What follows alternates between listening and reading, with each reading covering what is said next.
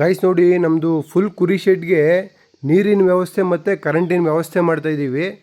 ಕರೆಂಟಿನ ವ್ಯವಸ್ಥೆ ಮತ್ತು ನೀರಿನ ವ್ಯವಸ್ಥೆ ಮಾಡ್ಕೊಳ್ಳೋದಕ್ಕೆ ಏನೇನು ವಸ್ತುಗಳು, ಎಕ್ವಿಪ್ಮೆಂಟ್ಸ್ ಬೇಕಾಗುತ್ತೆ, ಐಟಮ್ಸ್ಗಳು, ಮತ್ತು ನಾವು ಐಟಮ್ಸ್ನ ಪರ್ಚೇಸ್ ಮಾಡೋಕ್ಕಿಂತ ಮುಂಚೆ ಏನೇನು ಪ್ಲ್ಯಾನಿಂಗ್ ಮಾಡ್ಕೋಬೇಕು, ಯಾವ್ಯಾವ ಥರ ಕರೆಂಟಿನ ವ್ಯವಸ್ಥೆ ಮಾಡಿಕೊಂಡ್ರೆ ಬೆಸ್ಟು, ಮತ್ತು ತಿರ್ಗಿ ಯಾವ್ಯಾವ ಥರ ನೀರಿನ ವ್ಯವಸ್ಥೆ ಮಾಡಿಕೊಂಡ್ರೆ ಬೆಸ್ಟ್ ಅನ್ನೋದು ನಾವು ವೀಡಿಯೋದಲ್ಲಿ ತಿಳ್ಕೊಳ್ಳೋಣ.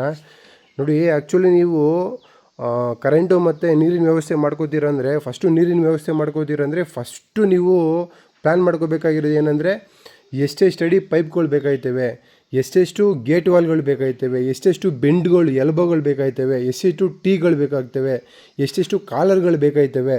ಸೊ ಫಸ್ಟು ನೀವು ಆ ಒಂದು ಲಿಸ್ಟ್ನ ಮಾಡಬೇಕಾಗುತ್ತೆ. ನಮ್ಗೆ ಆ್ಯಕ್ಚುಲಿ ಗಾಯ್ಸ್ ನೋಡಿ, ಇದು ತೋರಿಸಿದ್ದೀನಲ್ವಾ, ಇದಿಷ್ಟು ಐಟಮ್ಸ್ನ ನಮಗೆ ಲಿಸ್ಟ್ ಮಾಡೋಷ್ಟಕ್ಕೆ ತಲೆ ಕೆಟ್ಟೋಗ್ಬಿಡ್ತು. ಯಾಕಂದರೆ ನಾವು ಎಕ್ಸ್ಪರ್ಟ್ಗಳಲ್ಲ. ಸೊ ನಮ್ಮದಕ್ಕೆ ನಾವೇ ಮಾಡ್ಕೊತಾ ಇದ್ದೀವಲ್ವ, ವಾಟ್ರು ಕನೆಕ್ಷನ್ನು ಮತ್ತು ತಿರ್ಗಾ ಎಲೆಕ್ಟ್ರಿಸಿಟಿ ಕನೆಕ್ಷನ್ನ.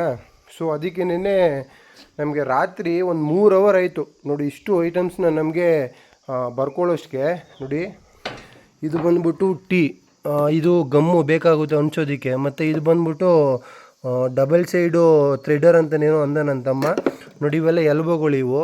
ಸೊ ನೋಡಿ, ಇವು ಗೇಟ್ ವಾಲ್ಗಳು. ಸೊ ಪ್ರತಿಯೊಂದು ಪಾರ್ಟೇಷನ್ಗೂ ನೀರು ಹೋಗೋದಕ್ಕೆ ಗೇಟ್ ವಾಲ್ಗಳು.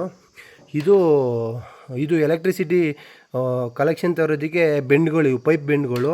ಇದು ಮೇನ್ ಗೇಟ್ ವಾಲು. ಇದು ಬಂದ್ಬಿಟ್ಟು ಯಾವುದಕ್ಕೆ ಡ್ರಮ್ಮಿಗೆ ಬೇಕಾಗಿರೋ ಗೇಟ್ ವಾಲ್ಗಳು. ನೋಡಿ, ಇವು ಟೀಗಳು, 1 ಇಂಚ್ಗೆ 1/2 ಇಂಚು ಟೀಗಳು. ಸೊ ಇದರಲ್ಲೇ 2-3 ಥರ ಟೀಗಳು ಬರ್ತವೆ.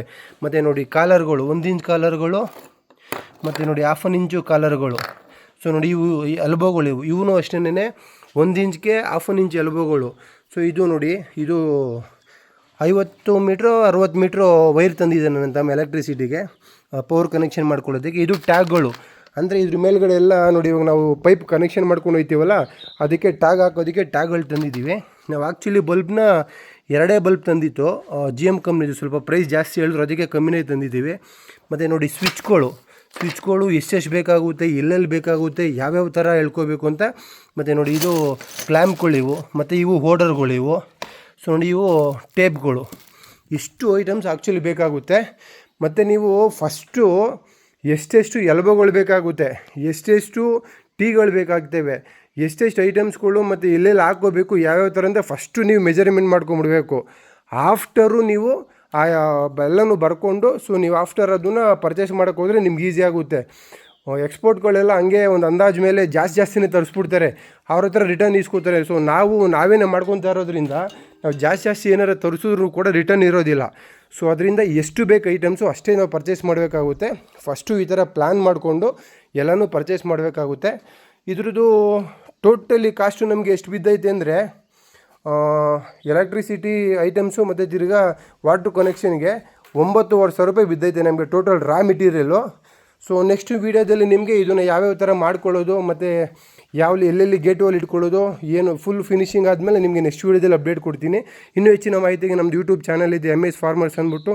ಇನ್ಸ್ಟಾಗ್ರಾಮ್ ಪೇಜ್ ಇದೆ. ಸೊ ದಯವಿಟ್ಟು ಫಾಲೋ ಮಾಡಿ. Thank you so much.